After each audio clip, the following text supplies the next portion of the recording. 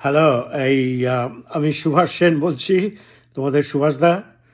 তো হিল্লোল আমাকে কিছুদিন আগে বলল যে আহ, কিছু তোমাদের সাথে আহ, কিছু ফুটবল নিয়ে কিছু আলোচনা করতে, এবং আমি কোন টিমকে সাপোর্ট করি, কেন করি, এসব নিয়ে একটু কথা বলতে। তো এনিওয়ে, আমি আহ, তোমাদের গ্রুপের কথা আহ, হিল্লোল আর প্রদীপের কাছে তো প্রচুর শুনি, যাতে শুনে আমার মনে হয় যে তোমাদেরকে আমি এমনি মুখে না দেখলেও তোমাদের অনেকের সাথেই আমার পরিচয় হয়ে গেছে। আম, ওই হিল্লোল আর প্রদীপের সাথে তো আমার 1981 থেকে চেনাশোনা। তো তারপরে প্রদীপ যদিও দেশে ফিরে গেছে, তো প্রদীপ তো এখানে অনেক দিন অনেক অনেক ছিল এবং মাঝে মাঝে আসতো।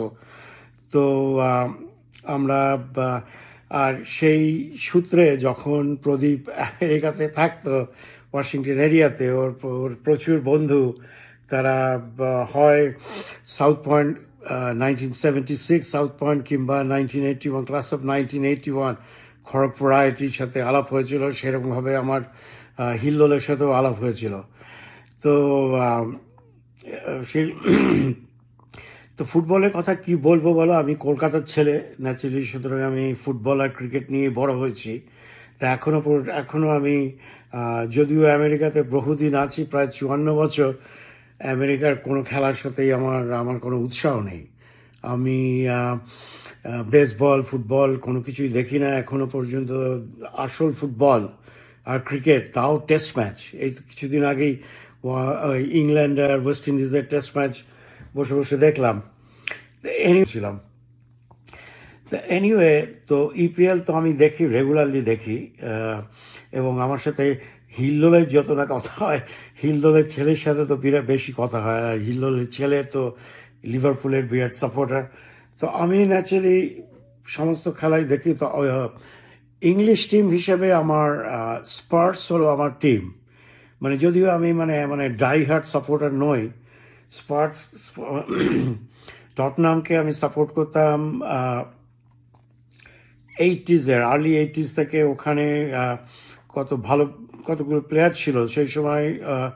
আর্জেন্টিনার অজি আর্দিলাস, তারপরে রিকি ভিয়া, আর আরও কিছু ফ্রেঞ্চ প্লেয়ার, রবার্ট জিনোলা। আর তারপর কিছুদিন বাদে ওখানে ক্লিন্সম্যান এসেছিল। সুতরাং those are my favourite player বলে আমি স্পার্সকে সাপোর্ট করতাম।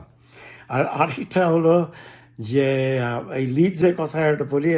there was a movie called Damned United. It was about Leeds.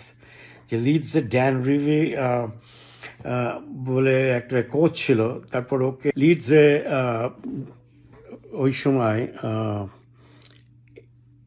ওই মিড মিড 70s-এ লিডসে ব্রায়ান ক্লফ বলে একটা কোচকে আনা হয়েছিল।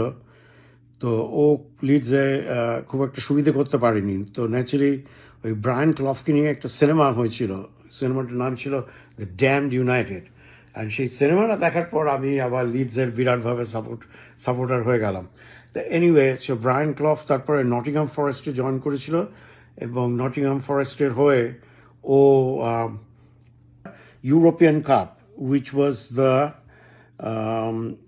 এই যে চ্যাম্পিয়ন্স লিগের আগের আগের টুর্নামেন্টটা, ওটার নাম আগে ছিল ইউরোপিয়ান কাপ। সেটা দুবার চ্যাম্পিয়ন হয়েছিল ও। তো সেই জন্য লিডসও। তো এখন ইপিএল ন্যাচারালি আমি দেখি, এবং বিশাল ইন্টারেস্ট নিয়ে দেখি, এবং স্পার্সকে সাপোর্ট করি। খুব একটা হার্ড কোর সাপোর্টার নই, করি দেখি যদি ওরা, কিন্তু ওরা সে 1980-তে বোধহয় ওরা বোধহয় লাস্ট লিগ লিগ পেয়েছিল, or could be 1970, like in the 70s। তো এখন ওদের success is not very good, but they are good team. ওদের ওই তো হ্যারিকেন ওই টিমে ছিল। তো সেই টিমকে মোটামুটি আমি এখনও সাপোর্ট করি। তো তাছাড়া আর প্রতিটা ওই খেলাই আমি দেখি। মানে যতগুলো খেলা দেখায় এবং আমেরিকাতে এখন ইপিএলের পুরো 380টা খেলাই দেখায়। সুতরাং ন্যাচারালি 380টা খেলা তো আর তো দেখা সম্ভব নয় পুরো সিজনে, কিন্তু আমি অনেক খেলাই দেখি।